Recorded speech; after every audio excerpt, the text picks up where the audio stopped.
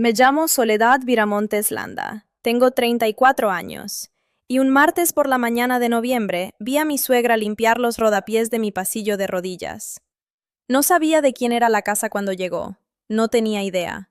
Solo estaba haciendo su trabajo, moviéndose por los cuartos con su cubeta y su tabla de cotejo, dándole instrucciones a su compañera de trabajo en esa voz precisa y un poco cortada que yo reconocería en cualquier parte, en cualquier circunstancia, en cualquier cuarto del mundo. Y yo estaba parada en el marco de la puerta de la cocina, con las dos manos envueltas alrededor de mi taza de café, mirándola, pensando en una noche de hace 7 años en que estuve parada afuera del departamento que era mi casa, con un bolso en el piso y un bebé de 7 meses de embarazo, escuchando cómo la puerta se cerraba detrás de mí.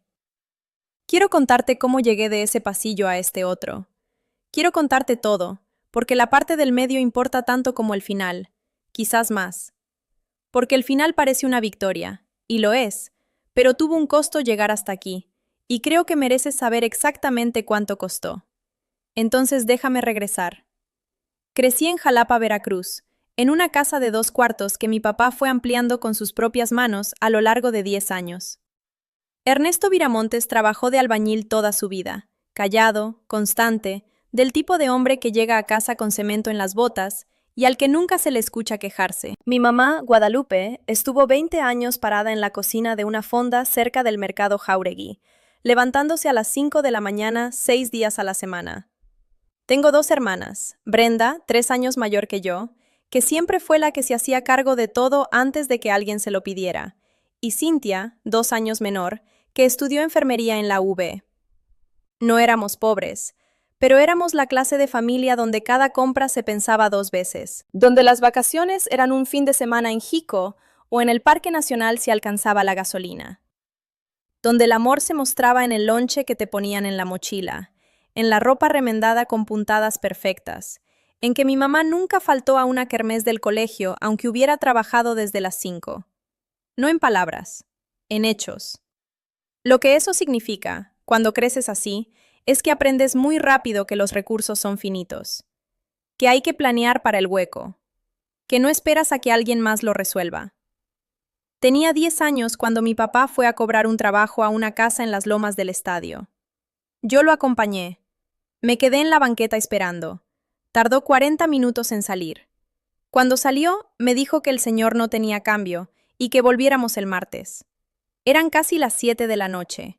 Mi papá no habló en todo el camino de regreso en el Tsuru, pero yo lo vi desde el asiento de atrás, apretando el volante con las 2 manos, y entendí algo que nadie me había explicado.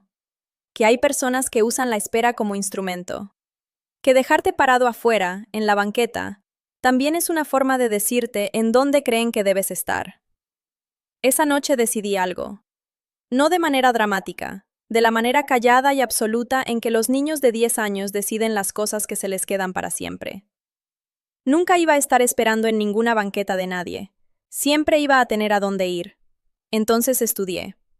Trabajé en una papelería del centro los fines de semana mientras estaba en la Universidad Veracruzana y terminé la carrera de Administración de Empresas en 4 años sin reprobar una sola materia. Pagué cada semestre con lo que fui juntando. Hice una especialización en gestión inmobiliaria a distancia, en parcialidades, mientras ya trabajaba. Y construí mi vida de la manera en que mis papás construyeron la suya. Con cuidado, con intención, con las manos. Y si alguna vez creciste en una casa donde el dinero era una presencia en la mesa aunque nadie lo mencionara, donde aprendiste la diferencia entre lo que cuestan las cosas y lo que valen antes de tomar tu primera clase de economía, entonces ya entiendes algo sobre quién era yo cuando entré a mi primer seminario de inversión inmobiliaria en la Ciudad de México a los 27 años. Me senté y conocí a Mauricio Alcántara. Si algo de esto ya te está resonando en algún lugar adentro, necesito pedirte algo antes de seguir. Dale like, suscríbete si todavía no lo has hecho. Te lo juro, esta historia apenas está empezando. Y si conoces a alguien a quien alguna vez hicieron sentir que era el que sobraba, compártele esto. Necesita escuchar a dónde llega. Ahora déjame continuar. Mauricio era encantador. Venía de buena familia según los estándares de Polanco, lo cual es un tipo específico de buena, que significa colonia correcta, apellido reconocible, el tipo de nombre que abre ciertas puertas sin que tengas que tocar. También era la primera persona que alguna vez miró mi ambición como un activo en lugar de una señal de alerta. Eso me importó más de lo que debería. Cuando creces siendo la responsable, la que resuelve, la que no necesita nada, a veces simplemente quieres que alguien mire todo eso y diga, lo veo, me parece bien. Mauricio lo decía. Su mamá Consuelo, no. Quiero ser justa con Consuelo, porque creo que esta historia solo vale algo si soy justa con ella. No era cruel de una manera simple. Operaba desde un sistema muy viejo que le decía que ciertas mujeres pertenecen a ciertos espacios, y que la función de una nuera Alcántara era llegar con el origen correcto, las conexiones correctas, el tipo específico de mundo al que ella le había dedicado su vida entera. Y que una mujer de Jalapa, cuya mamá cocinaba en una fonda, simplemente no encajaba en el cuarto que ella llevaba décadas administrando. Nunca fue grosera de frente. No al principio. Era más sutil que eso. Era la manera en que le hablaba a Mauricio sobre su futuro y miraba a través de mí mientras lo hacía. La manera en que me hacía preguntas sobre mi familia, que estaban diseñadas para sonar amables, pero que aterrizaban como inventarios. La manera en que decía mi nombre, Soledad, siempre con una pausa muy pequeña antes, como si lo estuviera eligiendo en lugar de otra cosa. Todo eso lo noté. Noto todo. Simplemente no dije nada porque tenía 28 años y estaba enamorada, y era muy buena eligiendo qué batallas pelear. Eso cambió la noche en que supe que estaba embarazada. Estábamos en los 7 meses cuando Mauricio y yo se lo dijimos a sus papás. Habíamos querido esperar a pasar el primero, luego el segundo trimestre. Había tenido algunas complicaciones al principio y estábamos siendo cuidadosos. Cuando finalmente nos sentamos en la mesa del comedor de los Alcántara y dijimos las palabras, el papá de Mauricio, don Héctor, un hombre tranquilo, con buenas manos, sin ningún talento para los enfrentamientos, dijo «Felicidades», y lo decía en serio. Consuelo dejó el tenedor, lo volvió a levantar. Dijo «Qué maravilloso», en una voz que era técnicamente cálida. Eso fue un miércoles. Para el lunes siguiente le había llamado a mi mamá. No para darle la bienvenida a un nieto, para sugerirle, con delicadeza, diría ella, diplomáticamente, que quizás este embarazo era algo que yo había planeado, que quizás Mauricio, que tenía tanto futuro, podría beneficiarse de tomarse un tiempo para considerar sus opciones antes de que algo se volviera permanente. Mi mamá me llamó esa tarde. Recuerdo que estaba sentada en el piso de nuestro departamento, con la espalda contra el sofá, porque tenía un dolor de cintura que no me dejaba estar sentada en ninguna silla, y el piso era lo único que me aliviaba. Me dijo lo que Consuelo le había dicho, muy quedito, de la manera en que mi mamá dice las cosas que le cuestan algo. Luego me dijo, «No te conoce, mija, eso no es contigo». Pero sí era conmigo, y las dos lo sabíamos. Lo que pasó 3 semanas después es lo que he pensado todos los días desde entonces. Mauricio estaba en Monterrey por trabajo. Yo tenía 7 meses de embarazo y estaba sola en el departamento, lo cual estaba bien. Estaba acostumbrada a manejar las cosas sola. Consuelo llamó y preguntó si podía pasar a verme. Le dije que claro. Hice té. Puse una pequeña charola con galletas como haces cuando alguien viene a verte. Y te criaron para ser una anfitriona generosa aunque te esté matando la espalda. Se sentó frente a mí en la mesa de la cocina. Traía una expresión específica en la cara. No cruel exactamente, más bien resuelta. La expresión de alguien que tomó una decisión y llegó a entregarla. Me dijo que había hablado con Mauricio, que ella creía, y quería que yo entendiera que lo decía con amor, que el matrimonio había sido un error.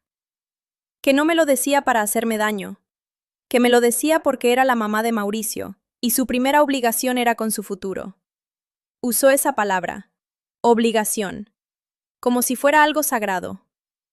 Me dijo que me tomara un tiempo, que pensara en lo que era mejor para todos, que si estaba dispuesta a tener una conversación de verdad sobre cómo podían reencaminarse las cosas, ella se aseguraría de que yo quedara bien. Me quedé sentada un momento.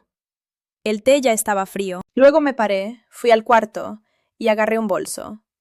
Ella seguía en la cocina cuando salí con él. Caminé hacia la puerta de entrada. Ella me siguió. Se paró en el marco de la puerta del departamento que había sido nuestro, el departamento que su hijo y yo compartíamos, y dijo: «Esto es por el bien de Mauricio, no por el tuyo. Eso lo entiendes, ¿verdad?». Y la puerta se cerró. Me quedé en el pasillo con mi bolso y mi panza de 7 meses y le llamé a Brenda. Contestó al segundo timbre. No dije mucho. Ella no preguntó mucho. Solo dijo: «¿Cuál es la dirección? Ya voy». Y me senté en el piso contra la pared y esperé los faros de su coche. Quiero contarte algo sobre el silencio. La gente habla del silencio como si fuera algo tranquilo, como si la ausencia de ruido significara la ausencia de movimiento. Pero el silencio que vino después de esa noche fue lo más ruidoso que he vivido en mi vida.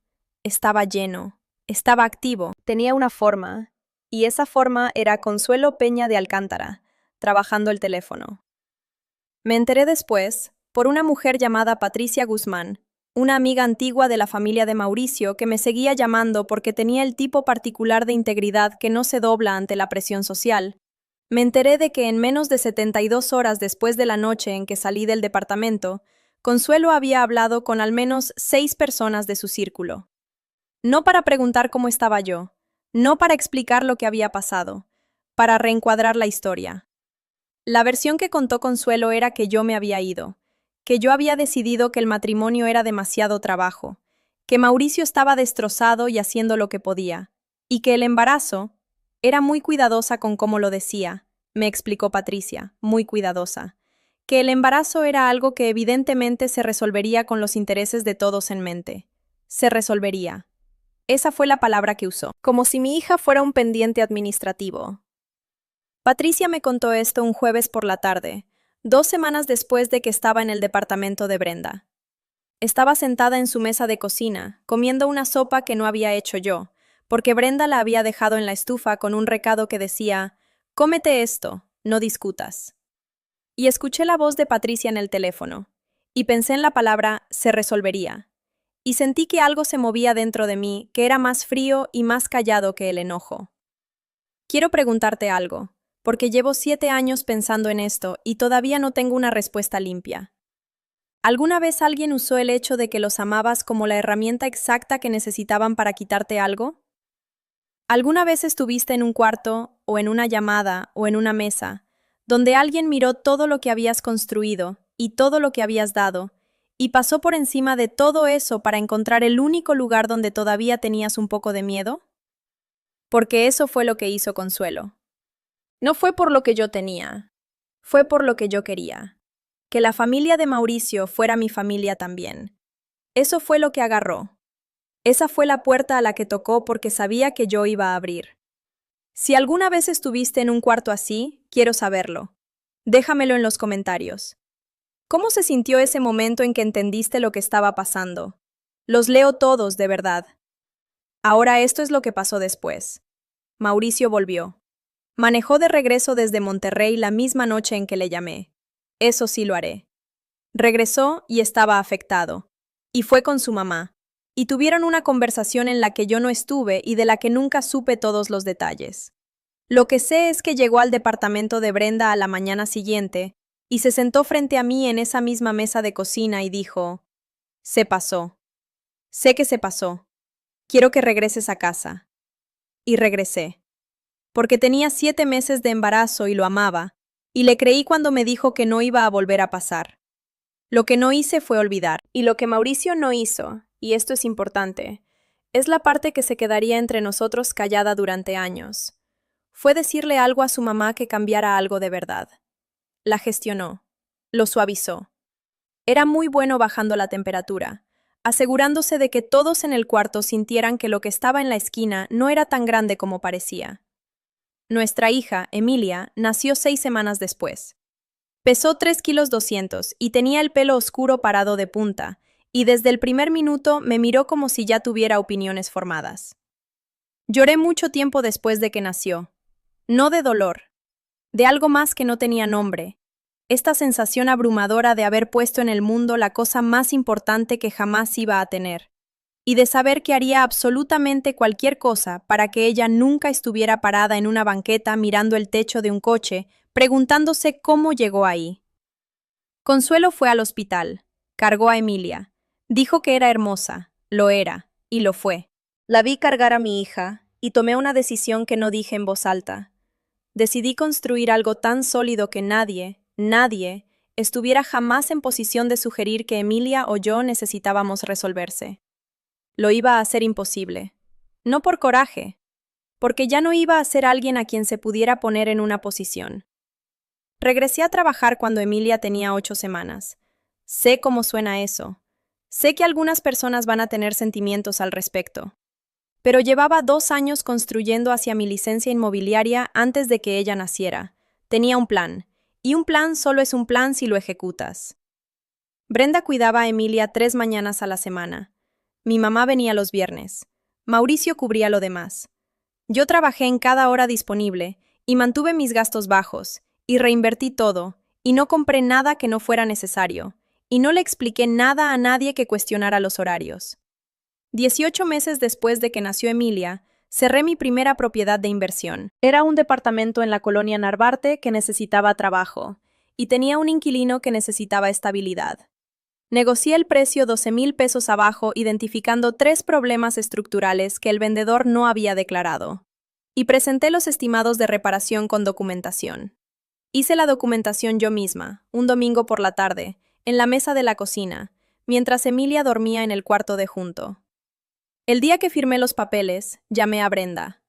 Gritó tan fuerte que tuve que alejar el teléfono de la oreja. Luego, en su voz normal, como si fuera lo más obvio del mundo, dijo: «Esta es solo la primera». Tenía razón. Quiero contarte la mañana en que todo cambió. No la mañana de consuelo en el pasillo, a esa llego. Me refiero a la mañana de hace 6 meses cuando salió una propiedad en las lomas de Chapultepec. 450 metros cuadrados de construcción. Pisos de duela original en toda la casa. Ventanas al oriente en la sala principal que llenaban el frente de la casa de luz de mañana. Un jardín interior. Una cocina que había sido remodelada una vez en los 90 y de nuevo en 2018. Y las 2 veces por alguien con gusto de verdad. Llevaba 2 años siguiendo esa zona. Sabía qué propiedades se movían y en cuánto. Cuáles se quedaban atoradas y por qué. ¿Qué necesitaban? Cuando ésta salió al mercado, la visité en persona un miércoles por la mañana e hice una oferta de contado el viernes por la tarde. Mauricio me llamó desde el banco cuando le dije. Hubo una pausa de su lado que duró lo suficiente para que yo dijera: ¿Sigues ahí? Me dijo: Sole, esa es nuestra casa. Y lo era. Lo es. Contraté al equipo de limpieza 3 semanas antes de que llegaran los muebles. Encontré limpieza élite residencial a través de mi contratista, que los recomendó sin rodeos. Buen trabajo, puntuales, llegaban cuando decían que iban a llegar. Los contraté para una limpieza profunda de planta baja y planta alta. No pensé más en ello. Tengo que contarte algo sobre la mañana en que llegaron. Era martes. Emilia ya había quedado con Mauricio para el día. Brenda se había metido por la puerta lateral. Lo hace siempre. Lo ha hecho desde que éramos chicas. Simplemente aparece. Y estaba sentada en la isla de la cocina pelando una mandarina. Yo estaba frente a mi laptop revisando un presupuesto de un contratista. El equipo de limpieza entró por la puerta principal. Los escuché moverse por el vestíbulo, acomodar el equipo, empezar a hablar entre ellas con esa manera eficiente y quedita en que habla la gente cuando está haciendo un trabajo que conoce bien. Y entonces escuché una voz, dando instrucciones. Algo sobre la manera correcta de tratar los rodapiés en duela original. La voz era precisa, un poco cortada, con una cadencia muy específica. Polanco, registro alto. La voz de una mujer que se había pasado la vida entera convencida de que sabía la manera correcta de hacer las cosas. Puse la taza de café en la isla muy despacio. Brenda había quedado completamente inmóvil encima del banco. Tenía un gajo de mandarina a la mitad del camino hacia la boca y no se movió.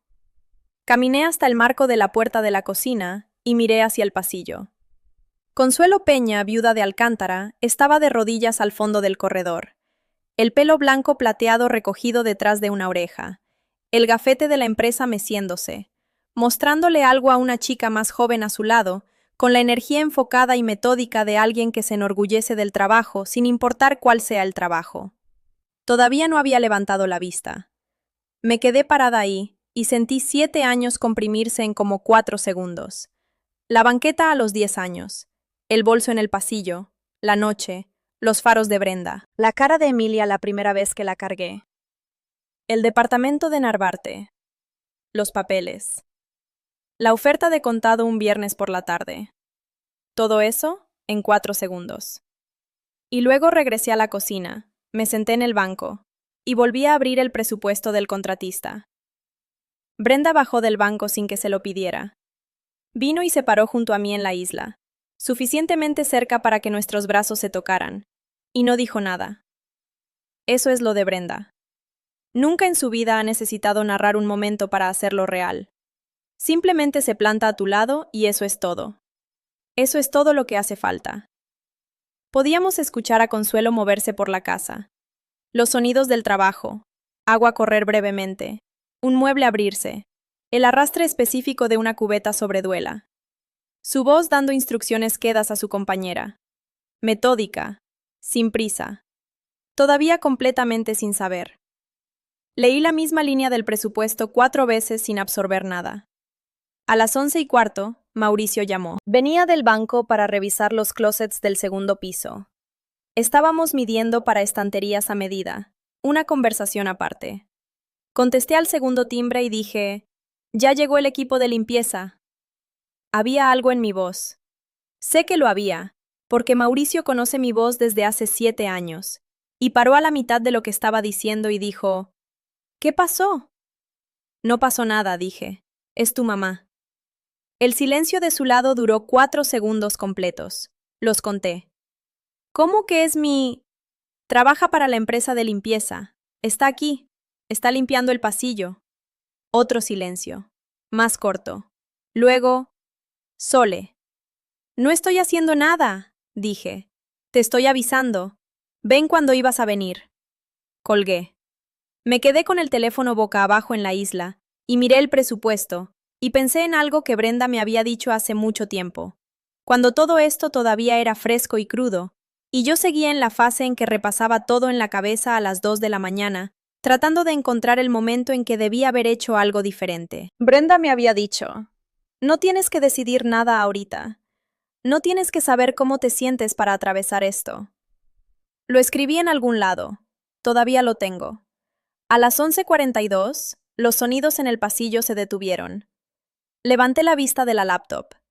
Consuelo Peña, viuda de Alcántara, estaba parada en el marco de la puerta de la cocina. Se había puesto completamente blanca, no pálida, blanca. El color específico de una persona cuyo cuerpo entendió algo 2 segundos completos antes de que su mente lo alcanzara. El gafete seguía meciéndose levemente de cuando había dejado de caminar. Las manos a los lados.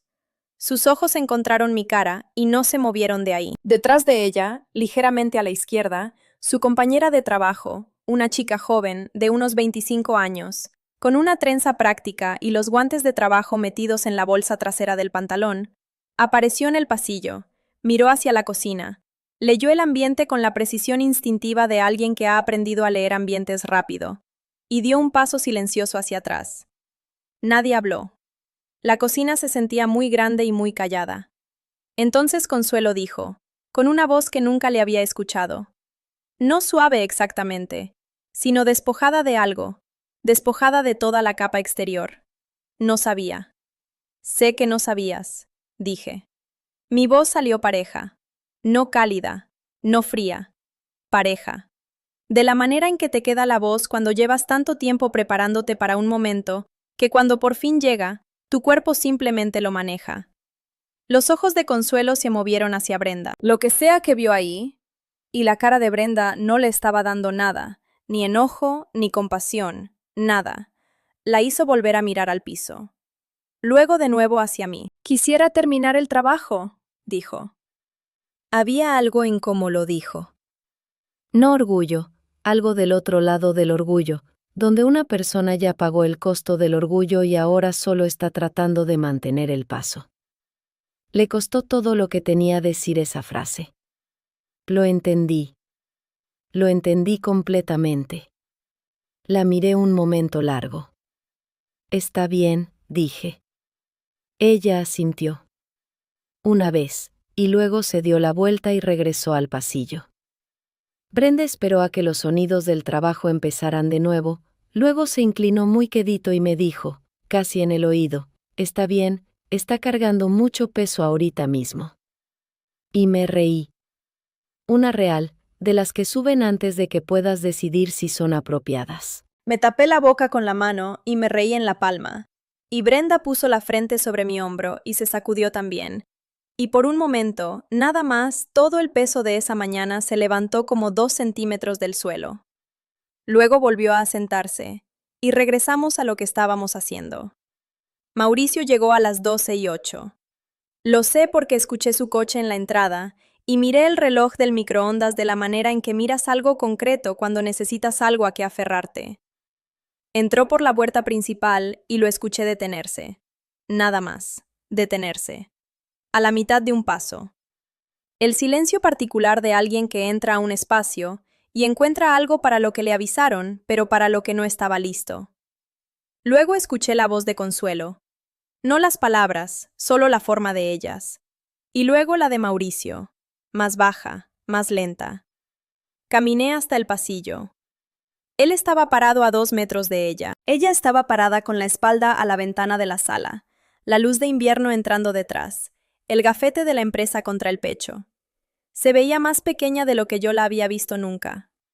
No de manera disminuida, de la manera que pasa cuando una persona finalmente deja de ocupar espacio extra para compensar algo. Mauricio la miró de la manera en que miras algo que alguna vez fue lo más grande de tu mundo y que desde entonces ha sido puesto en otra proporción por todo lo que vino después. Mamá, dijo. No era un saludo, no era enojo tampoco, era solo la palabra, puesta con mucho cuidado.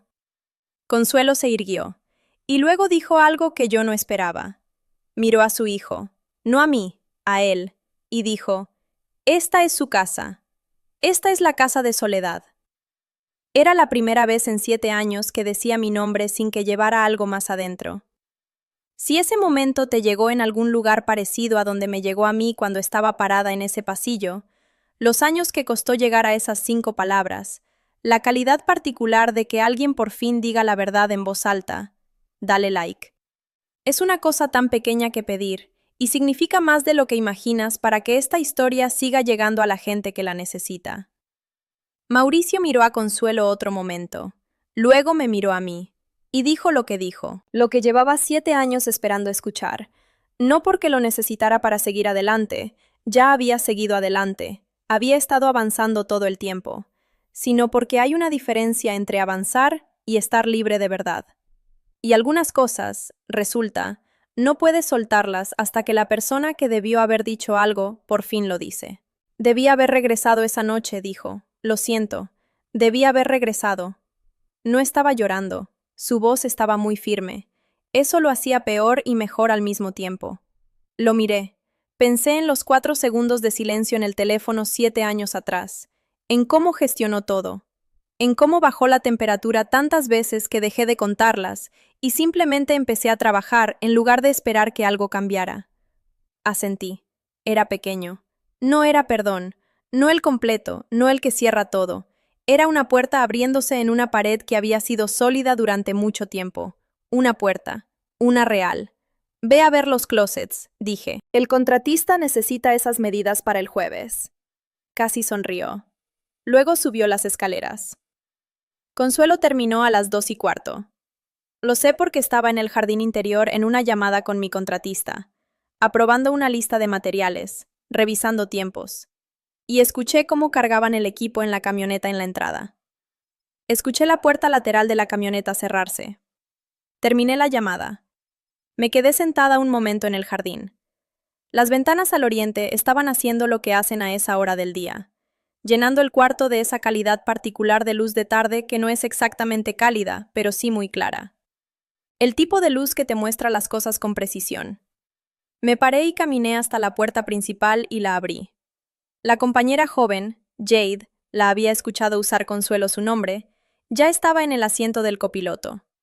Consuelo estaba en la parte trasera de la camioneta, escribiendo en su tabla de cotejo. El bolígrafo raspando, la cabeza agachada, levantó la vista cuando escuchó la puerta. Nos quedamos a unos 4 metros de distancia en la luz de noviembre. Quiero que entiendas algo sobre ese momento. Lo había imaginado muchas veces en 7 años. No de manera obsesiva. No soy una persona que vive en futuros imaginados. No tengo tiempo. Pero a veces, de noche, cuando Emilia era chica y yo era la única despierta en el departamento, me dejaba pensar en qué diría si alguna vez tuviera la oportunidad. ¿Qué necesitaba que escuchara? ¿Qué necesitaba sacar de mi pecho y poner en algún lado donde ya no me siguiera? Y entonces el momento real llegó. Y lo que salió fue: quedó muy bien el trabajo. Consuelo me miró. Algo cruzó su cara. Complicado, privado. El tipo de expresión que solo pasa cuando una persona se enfrenta a la aritmética completa de una decisión que tomó y no puede deshacer. Todo eso, ahí en su cara, en luz de noviembre. Sé lo que hice, dijo. Sé que lo sabes, dije. No puedo deshacerlo. No, dije. No puedes. Asintió. Tapó el bolígrafo. Lo enganchó en la tabla. Se subió a la camioneta. Me quedé parada en el escalón de la entrada y la vi salir de la entrada, doblar a la izquierda en la calle y desaparecer. Luego entré y cerré la puerta. Brenda estaba en la cocina. Podía escucharla. El refrigerador abriéndose, agua corriendo, los sonidos ordinarios de alguien manteniéndose ocupada para darte un minuto. Entré a la cocina y me miró, y nos miramos, y ninguna dijo nada por un momento. Luego preguntó: ¿Cómo estás? Lo pensé. De verdad lo pensé, lo cual no siempre hago. Normalmente proceso después, en privado, con una hoja de cálculo abierta en otra ventana. Cansada, dije. Y algo más. Todavía no tengo la palabra. Asintió como si esa fuera exactamente la respuesta correcta. La vas a encontrar, dijo. Siempre la encuentras. Lo otro, resultó, tenía nombre. Solo tardó unas semanas en salir a la superficie. Pero primero quiero contarte lo que le pasó a Consuelo. No porque yo tuviera algo que ver con ello, y no porque lo haya observado con ningún tipo de satisfacción, sino porque es parte de la historia verdadera, y omitirlo haría de esta una historia más simple de lo que realmente es. Patricia me llamó un jueves por la mañana como 6 semanas después de que el equipo de limpieza vino a la casa. Yo estaba en mi escritorio revisando la renovación de un contrato de arrendamiento de uno de mis inquilinos en Narvarte, y contesté porque Patricia es de las personas a las que siempre contesto. Tiene 71 años, y nunca en su vida me ha llamado con algo que no valiera la pena escuchar. Me dijo que Consuelo había sido dada de baja de limpieza élite residencial. No por nada que pasó en mi casa. Consuelo aparentemente no había dicho nada a su empleadora sobre lo que se encontró esa mañana, lo cual me dijo algo sobre ella que guardé en silencio. La habían dado de baja porque la empresa estaba reestructurando su personal, recortando primero a las trabajadoras con más antigüedad por las tarifas por hora. Práctico, impersonal, el tipo de decisión que no sabe ni le importa en la vida de quien aterriza. Consuelo estaba ahora sin ingresos del todo. Ya llevaba 3 semanas de atraso en la renta de su departamento en Nápoles cuando esto ocurrió. Su arrendador le había dado una prórroga una vez y no estaba inclinado a dar otra.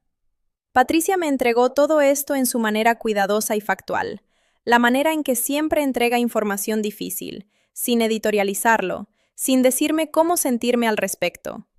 Luego hizo una pausa y dijo: «Creí que debías saberlo. No creo que tengas que hacer nada con esto». «Lo sé», dije. «Ella tomó sus decisiones, Soledad. Eso también lo sé. Pero tú no eres alguien que disfruta ver caer a la gente». Esa última parte se me quedó mucho tiempo después de colgar. Porque tenía razón. Había pasado 7 años construyendo algo. Y nada de lo que construí se edificó sobre el fracaso de Consuelo. No fue construido en oposición a ella. Fue construido sobre esa niña de 10 años en la banqueta que decidió que nunca se iba a quedar sin camino. Consuelo tuvo muy poco que ver con eso, excepto que me dio una noche en noviembre que me despojó de cada suposición cómoda que tenía sobre cómo iba a ir mi vida. Y ese despojo, resultó, fue la cosa más clarificadora que me había pasado. No celebré. Me hice una taza de té y me senté en el jardín interior y miré la luz del oriente y pensé en lo que significa ver el sistema de alguien más fallarle. Porque eso fue lo que le pasó a Consuelo. No karma, no justicia entregada desde arriba. Su propio sistema le falló. El sistema que decía que ciertas cosas no les pasan a cierta gente. El sistema que le decía que estaba segura dentro de un tipo particular de vida si la mantenía correctamente. Don Héctor murió y el sistema se cuarteó. El dinero se terminó y la grieta se hizo más ancha. Y eventualmente estaba de rodillas en el piso de alguien más, porque el mapa que le habían dado simplemente había dejado de funcionar, y nadie jamás le había enseñado otro. No estoy disculpando lo que hizo. Quiero ser clara en eso. Lo que me hizo esa noche de noviembre, lo que intentó hacerle a mi matrimonio, a mi hija antes de que Emilia naciera siquiera, a la historia de quién era yo y de dónde venía. Nada de eso se hace más pequeño por el hecho de que operaba desde el miedo. El miedo no convierte la crueldad en otra cosa, solo explica la forma que toma. Pero ya podía ver la forma, y verla hizo posible soltarla. Como 3 semanas después de la llamada de Patricia, me escribió Lorena Alcántara de Fuentes. No a Mauricio, a mí, directo, a mi celular personal. Lorena es la hermana menor de don Héctor, maestra jubilada que vive en Coyoacán y que siempre ha tenido esa cualidad particular de alguien que ve las cosas con claridad y las dice sin rodeos ni disculpas. Ella y yo siempre nos habíamos llevado bien de la manera callada y sin aspavientos, en que se llevan bien dos personas que se reconocen en algo sin necesitar discutirlo. Me dijo que quería venir a conocer la casa. Le dije que claro. Vino un sábado. Trajo una planta, una higuera de hoja de violín grande y ya establecida, en una maceta de barro, envuelta en papel de estraza, y la puso en el jardín interior y dijo, «Esa ventana es exactamente lo que necesita».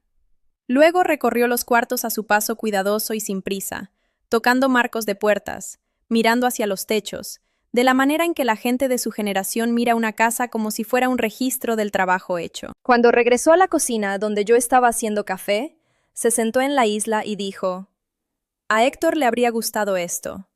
Le gustaban las cosas construidas para durar». Le pasé una taza. No dije nada porque podía escuchar que había más.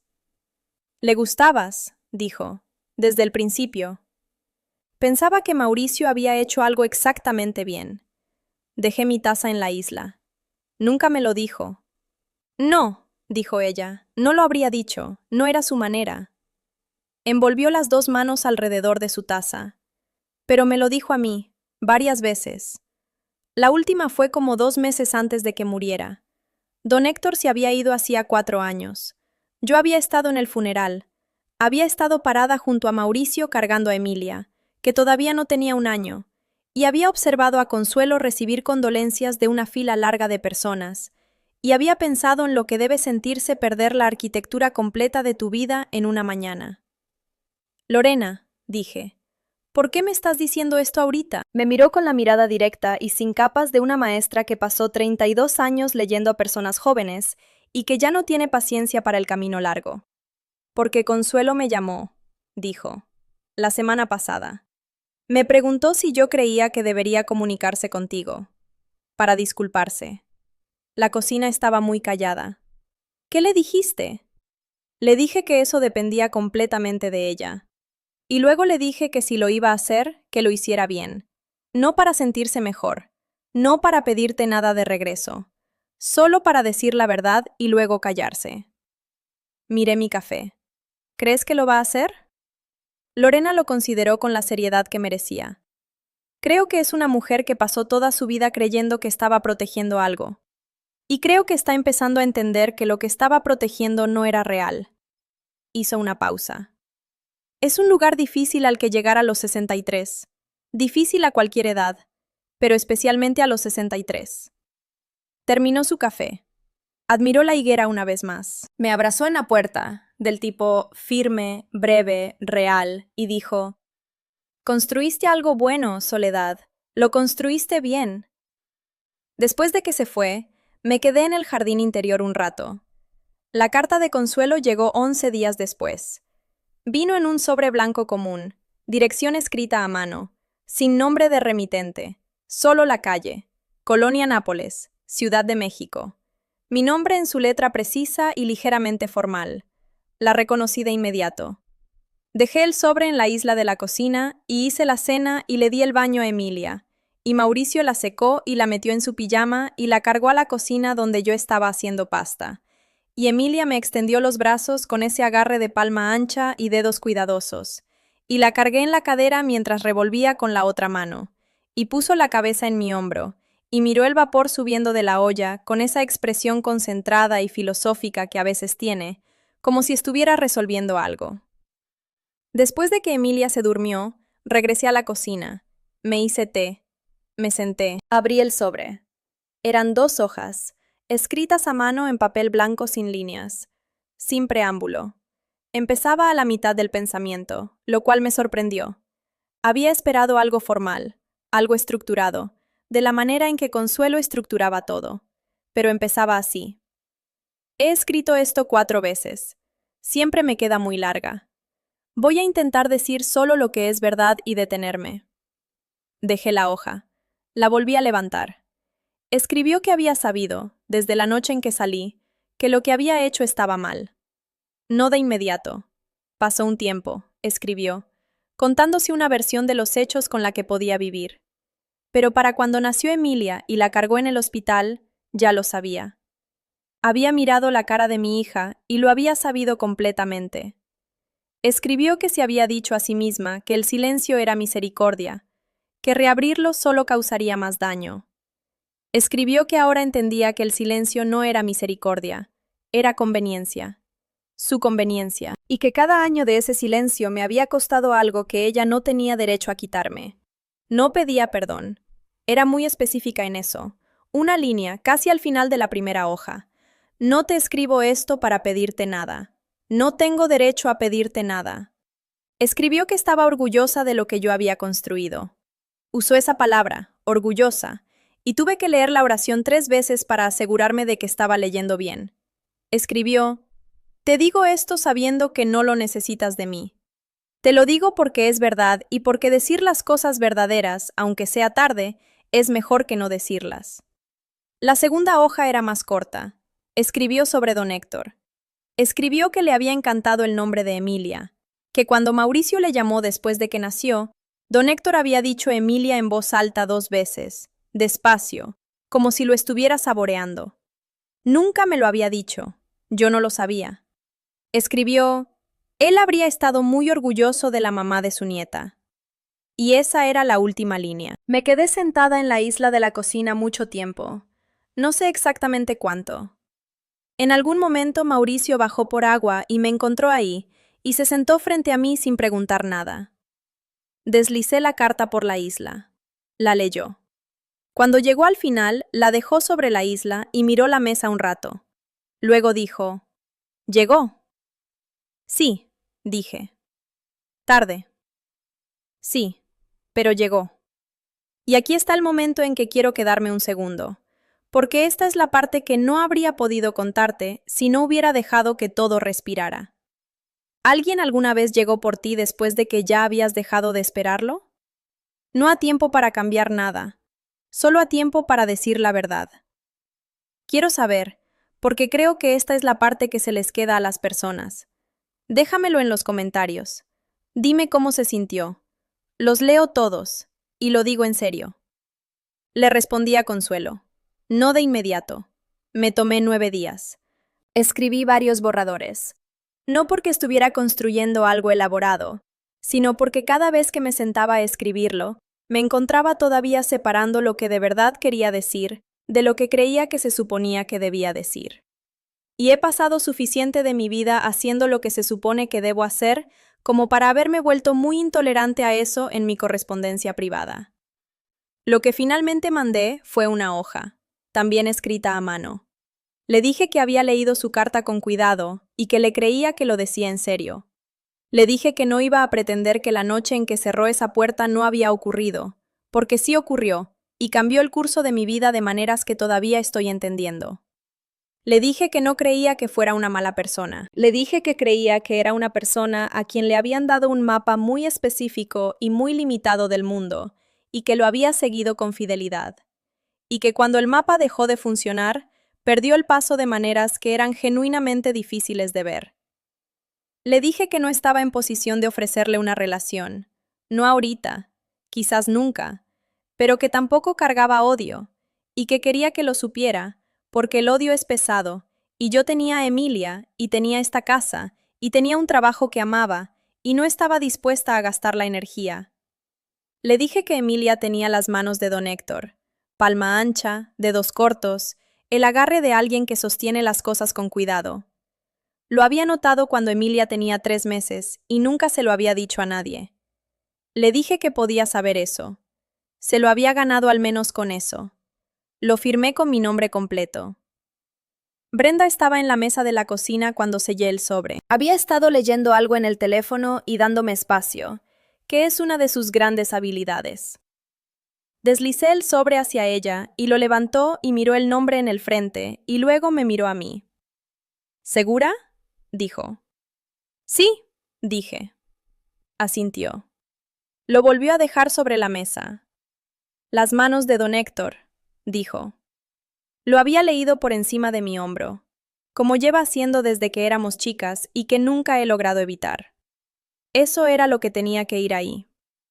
Lo sé, dije. Esa tarde, después del baño de Emilia, después de que Mauricio la secó y le puso el pijama y la cargó a la cocina donde yo estaba haciendo pasta, ella me extendió los brazos. Ese agarre de palma ancha, esos dedos cuidadosos, y la cargué en mi cadera mientras revolvía con la otra mano, y puso la cabeza en mi hombro, y miró el vapor subir de la olla con esa expresión concentrada y filosófica que a veces pone, como si estuviera resolviendo algo importante. Me llamo Soledad Viramontes Landa. Tengo 34 años, y sé ahora que lo que sentí parada en ese pasillo con 7 meses de embarazo y un bolso en el piso no fue lo peor. Lo peor habría sido dejar que fuera lo último. Lo peor habría sido dejar que el final de alguien más se convirtiera en el mío. No lo dejé. Construí las opciones. Compré la casa. Me quedé parada en el pasillo. Escribí la carta. Y estoy aquí, en esta cocina, con el vapor y la pasta y la cabeza de mi hija en mi hombro, y ya no cargo nada que le pertenezca a alguien más. Antes de que te vayas, quiero preguntarte algo de verdad. ¿Alguien alguna vez intentó escribir el final de tu historia? ¿Alguien que decidió, sin preguntarte, cuánto valías y a dónde pertenecías y qué debías aceptar sin decir nada? ¿Y lo dejaste? ¿O encontraste el camino de regreso al bolígrafo? Déjamelo en los comentarios. Quiero saber. Y si esta historia se quedó contigo de la manera en que espero que lo haya hecho, si alguna parte de ella se sintió como algo que necesitabas escuchar hoy, dale like, suscríbete para que no te pierdas lo que sigue, y compártela con alguien que esté parado en un pasillo ahorita mismo, en la oscuridad, esperando que lleguen los faros. Necesitan saber que los faros vienen. Y después de eso, el resto lo construyen ellos solos.